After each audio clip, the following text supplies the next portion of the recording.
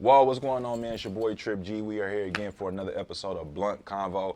Man, I got an exciting guest here, my OG, motherfucking DJ Reaper, man. What's going on with you, sir? What's going on? Man, nothing much, man. I'm glad to have you here, bro. This is a different setting for us, man, and it's exciting. Now I actually get to, I know a lot about you, but this is more set up for people to know about you. And I just got like some interesting questions I want to talk to you about, man. So let's get right into it, bro. Let's go. One of the things I know, you know what I'm saying, for the last 15 years now knowing you, something that we relate on is life and like how serious it is, you know what I'm saying? I lost my dad at 18, and I know you lost your mom when you was young. I just want to ask you about that, man. What was it like for you at that time? How old were you? And how did you navigate through life to get to this point? Well, see, I was 20 when I lost my mom. Prior to that, she had was diagnosed with lupus right around my freshman year in high school. Yeah. And so, you know, I would go to her doctor's appointments, go to her procedures and talk with her physicians, and they would pretty much tell me that she would need a kidney transplant, and basically just taught me what lupus was and, you know, kind of what her chances were. Mm-hmm. When she passed, I kind of like had it in the back of my mind that, you know, the outcome wasn't going to be great for her. Yeah. So I kind of prepared myself for it. But what I did not prepare myself for was, you know, that friendship, that bond that we had that was gone forever, you know. It still tugs with me to this day. You know, she's been gone for almost 40 years and, 23 years, I'm sorry. And like just this past year, I've, you know, passed a milestone that my mom couldn't do. I turned 43, my mom died when she was 42. Wow. And then she wasn't even able to see her first child turn 21, which I was able to do, you know, this past year. So, you know, it when reality sits in, sometimes it's hard to take in, but, you know, it's definitely something that you won't get over for sure. Yeah. You know what I'm saying? Especially when it's a parent that you are really, really close to. Yeah. And see, like with my dad, we kind of grew distant the older I got. Right. When I was younger, we were real close. And I mean, still then, like, I'm still here with that. Like, I have my moments where I'm trying to get back right and trying to understand and how to dial into life. But with that, what was your dad like? Like, was he around, or did you have any support from that? So my dad died when I was 8. Wow. Yeah, he died from complications of pneumonia. So and then too, at that time, he was in the military, so he was stationed somewhere else. Mm-hmm. He had started another life with somebody else, which, you know, that shit happens, you know. Right. But he was definitely, I did get to hear his voice like a couple of times. He would call me right around when I was 5 or 6, and we'd talk every Saturday, and he would send me gifts and money and, you know, stuff like that. And then, you know, I just remember one weekend I just didn't get no phone call, you know what I'm saying? And then, you know, as you become a child, you know, you're not really registering, you know, you don't see him, see his face, hear his voice, so it's not really registering, and you just go on about your life. And then 3 years later, I got contacted by my aunt, his sister, and she told my mom that he had passed 3 years ago. Wow. And so, and they were reaching out to me to give me his Social Security, you know what I'm saying? And so Straight up. that's how I found out, you know. And I found out also that I had a little sister too. Crazy. That he had a daughter. Outside of the sister I've met. Yep. Wow. Yeah. Okay. So I was gonna ask you about that. How many years are you and your sister apart? Well, about 18, maybe 2 years. I don't know. I can't remember. Are y'all close? Yeah. We're super close. What was it like growing up like with y'all two? Because like I have a brother. I don't know what it's like having a sister. What was it like growing up with a younger sister? I mean, it was hell. How was it growing up with a younger brother? It was fun. I couldn't throw off the turnbuckle, like, you know what I'm saying?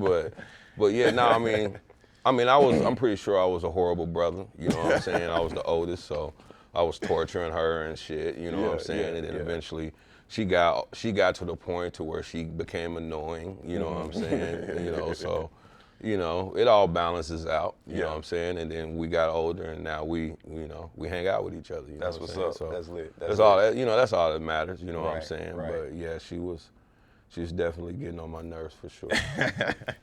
So you having, one of the things that bothered me, having Raya, like right after my dad had passed, because I had her 2 years after my dad had died. It was just the thought of like, why couldn't I have done this 2 years sooner, or why couldn't you have had, maybe 2 years longer, Right. just more time. Right. So with you having two girls, what is that like for you?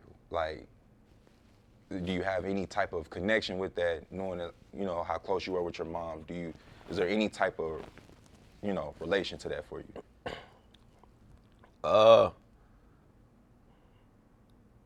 I'm definitely more, I guess more like, I don't know, passionate, I guess. Yeah.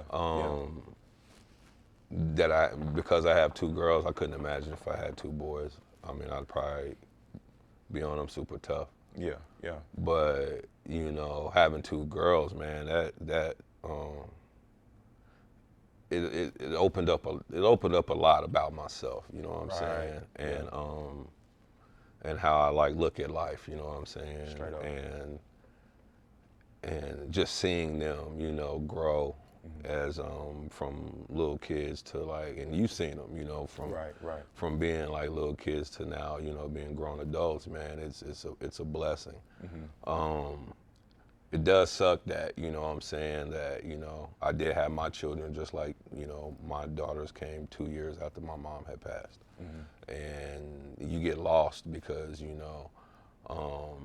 in your case, you still have your mom, which is dope, you know what I'm saying? She can give you those life lessons, but in my case, I lost both my mom and my dad.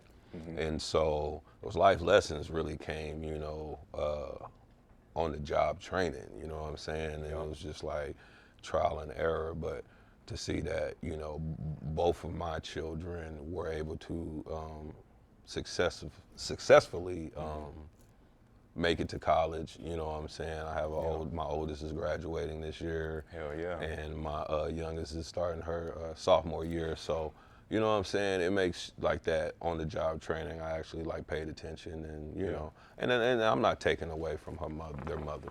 Their mother did a lot of work on those girls to get them to where they're at. You know what I'm saying? Absolutely. It's definitely a team thing for sure. Yeah, for sure. Like it's not one-sided by any means. It's definitely a team thing for sure. Yeah. So 20 when you lost your mom, you said your daughters came 2 years after that. So 22 when you had your first daughter. 23. 23. Yeah, 23. Okay. Of course, man, I've heard stories from you and Bam, man. Y'all had a great time coming up. When you had to lock in and be a father, though, what was that shift like for you? Was it a smooth transition into that, or was it a little rough? Oh, it was rough. It was rough. Yeah. You start off with a child that can't speak to you, you know what I'm saying? and they want your attention, but they can't say anything, so that's frustrating. And then you're young, you know what I'm saying? Especially when you think you know it all and you get it, and you've been presented with this object, you know what I'm saying? And that shits and pisses and screams and throws up, and you can't figure it out. Yeah. But it's like, to me, it's just like a complicated puzzle. At times you just take your time, sit down with it, look at it, and just make the best decisions for that, said puzzle. Then you go on to daughter number 2. Now that's your second puzzle you have to figure out. How many years are they apart? They are 2 years apart. So you was almost 2 years apart. Yeah. Yeah, and I learned from the first one.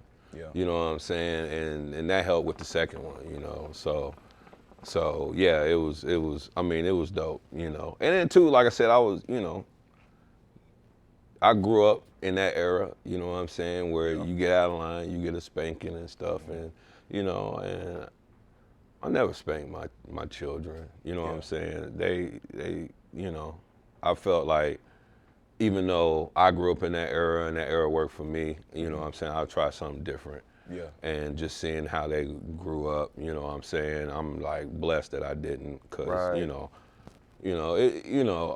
I got mixed emotions about it. You know what I'm saying? It's like I get it. You know, some kids need to get their ass whooped, and then some kids just need to be, you know, talked to. You Yeah, know what I'm guided saying? better, And straight so up. I'm just glad I didn't have to. my kids. You make jokes all the time about me and my daughter. That Joe Jackson shit is funny. I mean, you look like them. You look like I be worried about Riot, but Riot look good. She look good. Yeah, man, but I take the same approach, man. I think I've probably spanked her once, you know. But like I'm on more so like we doing push-ups, we doing Right. wall sits and shit Right. like that, and like I don't really have to do that, you know. Right. She is on point. I'm blessed. Right. I'm really lucky, I would say. You know what I'm saying? I'm enjoying the time now, and with me, she's 9. You know, Right. so I'm still early into the game. I got some time to go, but I've seen how you parent. I've been around you for the last 14 years, like I said, and like there's a lot of shit I've taken from you. You know what I'm saying? Just the approach of talking. Right. Talking. You know, my family, Right. we do a lot of rah-rah, yelling Right. type shit, you know. Right. But taking that approach to talk and being gentle, I can agree with you too. Having my daughter open up a whole another side of me Right. too. So that's love, that's love. You gotta communicate, man. You real. gotta communicate. You can't assume that they know, you know what I'm saying, and that just shows leadership. Just, you know, talk to her. And I've been around you and your daughter long enough to know that, you know, you guys communicate quite a bit. You know? Yeah. And mental health, that is real. Yeah. That is definitely real. That is real. That is real. That is real. And it starts as a child too. Like I'm a firm believer, you know. Just we hide it, you know. So I always talk to your children, you know, about that. They feeling good at school, something bothering them, you know what I'm saying? Is, you know, you have any problems? It's, you know, I always talk to them, let them know that they can come to you and, you know, and express without feeling ashamed. You know what I'm saying? Straight up. Any parents that's my age or younger, that's some good game. You know what I'm saying? Taking the time. This is a fast-moving society that we in. Right. So if you ain't got time for your kids, man, that's detrimental. Right. So like, being young, what age did you get into the medical field, or what made you get into the medical field? I don't think I've ever asked you that myself. So I did the medical field was just a job at the time. Wicked. I was getting ready to go back to school, and I found a job where I was working 12 to 9. It was perfect, you know what I'm saying, for me. And I found out I was having a child. Wicked. And I was like, okay, well, this ain't gonna work. Yeah. You know, and so I went into a department at the hospital and just worked my way up.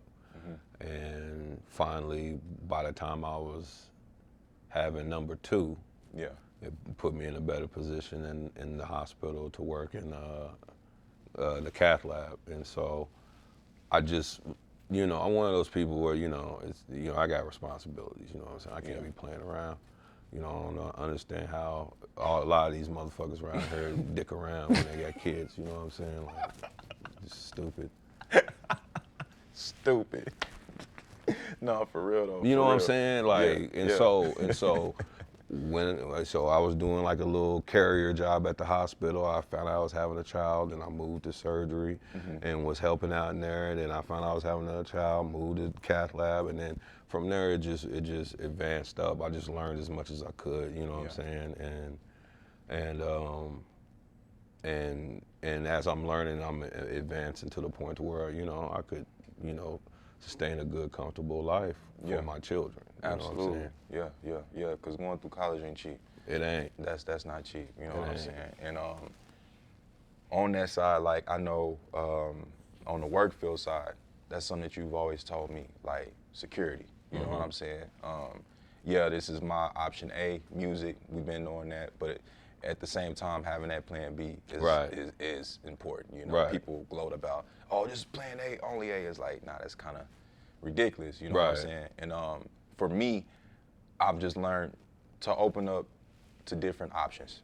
Is what I'm trying to say. You know what I'm saying? Whether if it's work, whether if it's a side hustle here or there, but it just broadened my mindset to know, like, yeah, shit is real, bro. Yeah. Life insurance is real, bro. Yeah. If you have kids and you ain't got that shit secured, hey, you know what I'm saying? That shit is real, bro. And yeah, man. Yeah, bro. I get it. I get it. And coming from a family that's had multiple deaths, you know what I'm saying? Like, every one of my family members has had life insurance, man. I could not imagine what anybody else would go through without fucking life insurance. You know what I'm saying? Like, if you gotta go to work to make sure that you don't have to leave your children with all your bullshit when you go, then at least do that shit. You know what I'm saying? You know what I'm saying? But to leave them, because you gone. You know what I'm saying? You gone, and then the mess that you left afterwards is here. Yeah. And I was just lucky enough to have, you know, educated people that educated me on, you know, the qualities of work and you know, getting that life insurance. You know what I'm saying? Yeah. It's all fun and games until it's fun and games, man. Yeah. So DJ, people that would look at this platform would know you as DJ Reaper. You know what I'm saying? When did you get started into that? What made you actually want to DJ? Man, I really wanted to DJ prior to me having children. I used to hang around a lot of rappers back in the early 90s. But I could not rap to save my fucking life. Yeah. And so the homie Bam was like, you know, you really be doing mixtapes a lot, because I used to do the mixtapes on the tape player, you know what I'm saying? Oh, okay. And so he was like, you know, you really do mixtapes a lot, you should try DJ. And I was like, all right, cool. So, you know, I started hanging around a couple of DJs, and then, you know, boom, I get hit with that. So, no, not DJ Reaper, Dad, nigga. Oh. I was just like, ain't no, my children came, and so I had to put all that to the past. You know what I'm saying? This nigga, he know my life. No, you know I what thought I'm saying? that's what the snap and see. Nah, that's a Thanos snap. Nigga. Life over. Bam, kids is here. You know what I'm saying? So DJ life over, not life, but DJ life over. But anyways. Right. I got to a point to where they got old enough. My homie Bam came back, and he was saying he was starting a label, and he wanted me to be a part of it. And he was like, "You should do that DJ thing again." And got into a car accident. And instead of getting my car fixed, took that money, went and bought me some DJ equipment, and you know, rest is history. You know what I'm saying? So made a nice little decent career out of it. You know what I'm saying? Yeah, straight up. Because I know a few of the things, you know what I'm saying, the touring. Before you had even became JB's official DJ, you was already active, doing a bunch of shit. You actually did like, I think 2 of my mixtapes when I was younger, and that was just like small scale shit. Yeah. But to see you like travel the country off the DJing, what was that experience like? I mean, that shit was dope, man. Yeah. I mean, I tell everybody every day, man, get a passport, yo. Like, don't waste your time, man, thinking that you going to Dallas, you doing something. You know what I'm saying? Like, I love Dallas. You know what I'm saying? Nothing but love for them. You know what I'm saying? But nigga, that ain't it. Right. And I'm just telling you, there's more to offer outside this country, for sure. And being able to go to Germany and Switzerland for a whole week, you know what I'm saying? And not only just go, but to travel roadside, you know what I'm saying? Like drive the streets of Germany, you know what I'm saying? Get on the Autobahn, you know what I'm saying? And then at this time, it's like 2015, so by that time, you know, technology damn sure ain't what it is now. Right. You know what I'm saying? We literally had Google Translator trying to like put it up on the damn signs to see if we knew where we was going. Yeah. And then we had like, the GPS was like off by like 10 minutes. So if we missed our turn, it'd calculate 10 minutes. So we'd have to literally stop the car, let it calculate, and tell us where to go to get back on. Get the Bro, fuck out of here. But I'm telling you, as beautiful as it was, man, I mean, that's probably the best experience being a DJ I've ever experienced in my life. Yeah. Was being able to just do that. You know, met a lot of good people, you know, and I mean, bro, I'm telling you, if you, the best thing you could ever do is get your passport. Yeah, straight up. Forget the DJ stuff. Like, soon as that was my first time I got my passport was when I went there. Oh, and then really? after that, that's when I started leaving the country. Yeah, because I know you've been to Paris? Cuba. Yep. See, Mexico. I've been to a few states. Right. Well, probably about 6 states. You know what I'm saying? But Right. like, I couldn't imagine getting out the country, bro. Right. You know what I'm saying? Right, it's different. It's different for sure, especially when they pull up with the AKs. It's weird. And it happened to you. Oh, that was out in All of them. All of them. See, They don't nothing, play. I don't know nothing about that. They don't play. Usually, I like it when they land in Will Rogers and everybody nice and shit. Look good. Nah, nigga, as soon as you come off, like it might be like that on the other end of the airport, but when you coming through customs, yeah, Brody, Fuck all that. locked and ready. So, what you Dogs and everything. For real. You hand them your passport, they look at that shit, look at you, stamp it, dogs is in front. Hell no. Yeah, bro, berets and shit. Yeah, bro. Okay, yeah, that's serious. All right, well, I know what to expect when I get my passport. Hell yeah, don't look weird, don't sweat. Yeah, don't sweat. Don't look weird, don't let your lips sweat. Oh, shit. So, DJing, as far as like where you at now in your career, you've been doing this for so long. How many years have you been at this now? Huh? How many years have you been at this now, DJing? Shit, I started in 08. 08. So, what's that? Almost, what is that? Damn near 20? Yeah. 15, 16? Yeah, Something like it's that, yeah. 24 now. Yeah. 4 years from the 8. Yeah. So, with you and like with your career now, I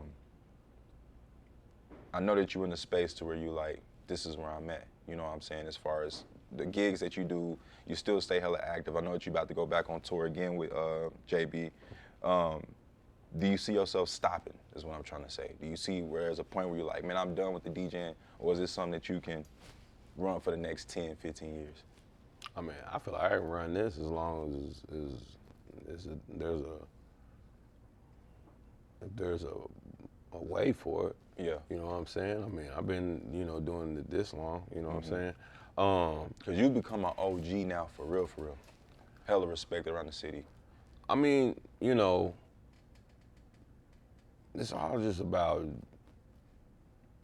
dedication and doing a good job, you know what I'm saying? Like, there's a lot of us around here. It ain't just me, you know what I'm saying? Right. There's a lot of us that still got steady gigs, and that's just because, we give what our clients want, and they don't mind having us back. And so as long as I still make new clients, you know what I'm saying, new friends or whatever, I feel like I could continue this and, until I'm 80, as long as I'm asking just so when she get to popping for me, you're not too old for me. You know what I'm saying? I just gotta make sure that you're ready to go when it's time to go. I'm it's good. TTG, man. It's I'm time good. to go. Yeah, I'm good. I'm definitely good. Say that, man. Yeah. Say that. Well, man, bro, I appreciate having you. I ain't gonna take up too much more of your time, man. You got anything coming up that you want to shout out? What is it? Damn. Was it September 6th? This might be out by then. We'll see. Oh, okay. Well, I mean, if it is, we're opening up for Common and Pete Rock coming up pretty soon. And then we'll be on tour in California and then Arizona. So, and then we got something coming up at Beer City in November. So yeah, we got a lot of shit coming up, plus, who knows what I might try to dabble in, so, Yeah, you do everything. Yeah. No cap. Well, this is another episode again of Blunt Convo, man. Shout out to DJ Reaper. Shout out to the home team. Shout out to Blake. Shout out to Hubby